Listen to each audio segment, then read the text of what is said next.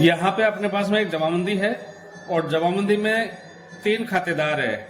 यदि एक से ज्यादा खातेदार हो तो उस जमीन को सामलाती जमीन बोलते हैं, सामलाती भूमि बोल दो या संयुक्त खातेदारी की भूमि बोल दो, उसे संयुक्त खातेदारी की भूमि बोलते हैं।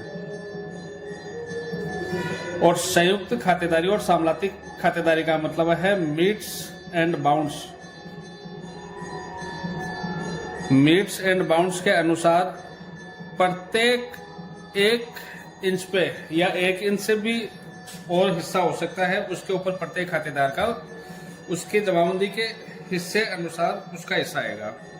अर्थात कहने का मतलब है यहाँ पे कक्षा नंबर 200/157 है, इसका रकबा 1.64 है। इसमें जुगल का 1/3 हिस्सा है, पत्नी मगाराम इसका 1/3 हिस्सा है, रामकरण पुत्र मगाराम का इसका 1/3 हिस्सा। अब यदि ये खेत है और इस खेत का रकबा आपके 1.64 है तो यहाँ पे भी जुगल है, यहाँ पे भी जुगल है, यहाँ पे भी जुगल है, यहाँ पे भी जुगल है, यहाँ पे भी पन्नी है, यहाँ पे भी पन्नी है, यहाँ पे भी पन्नी है, यहाँ पे भी पन्नी है, यहाँ पे रामकरण है, रामकरण है, रामकरण है, रामकरण यहाँ पे भी है और बीच में भी। जहां कहीं भी अपन चर्चा करेंगे ये मीट्स एंड बाउंड के अनुसार है।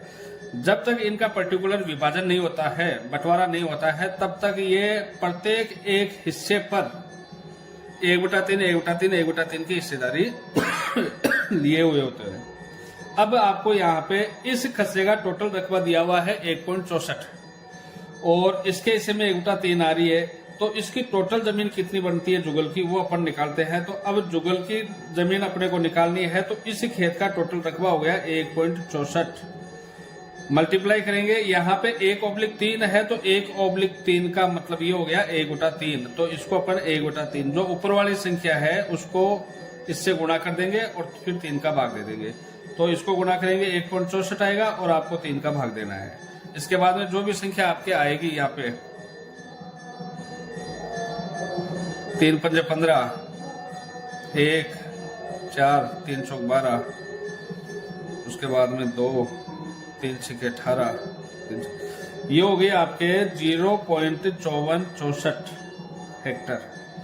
ये इसके जमीन आ रही है जुगल के हिस्से में। अब इसका पन्नी का हिस्सा भी 1/3 है तो पन्नी का हिस्सा भी यही आएगा, रामकरण का हिस्सा 1/3 है तो रामकरण का हिस्सा भी यही आएगा। अब ये तो होगी जमीन हेक्टर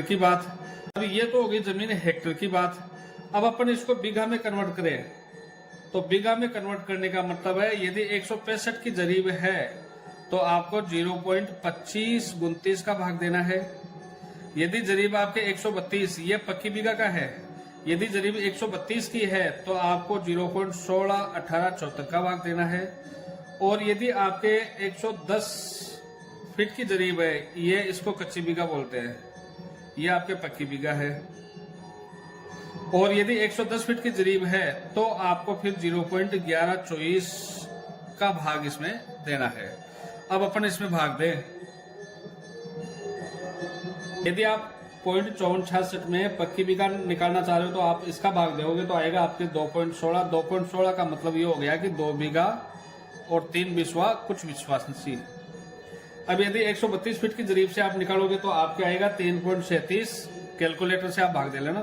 3.37 का मतलब ये हो गया कि 3 बीघा और यहाँ पे 37 है तो इसमें 5 का भाग देंगे तो 35 और फिर इसमें कुछ बिस्वा आपके आ जाएगा। और उसके बाद में यहाँ पे 1124 का 0.11 कच्ची बीघा निकालने के लिए 0.1124 का अपन भाग देंगे तो आपके आएगा 4.86 और 4.86 का मतलब हो गया 4 बीघा और इसमें 5 का भाग देंगे तो 17 पंजे 85 और उसके बाद में कुछ बिस्वा। तो पक्की बीघा में ये हो जाएगी 0.5466, 2 बीघा 3 बिस्वा। और 132 फीट की जो जरीब है उससे हो जाएगी 3 बीघा 7 बिस्वा और समथिंग आपकी बिस्वांसी रहेगी। और 110 फीट की जो जरीब है जिसको कच्ची बीघा बोलते हैं तो ये कच्ची बीघा हो जाएगी आपके 4 बीघा 17 बिस्वा और कुछ विश्वासी।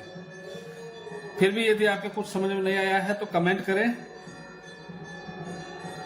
चैनल को सब्सक्राइब करें और साथ में यदि अच्छा लगे तो शेयर करें। यदि कमी बेसी है तो वो आप कमेंट करके बताएं कि भाई इस चीज में ये कमी बेसी है। धन्यवाद।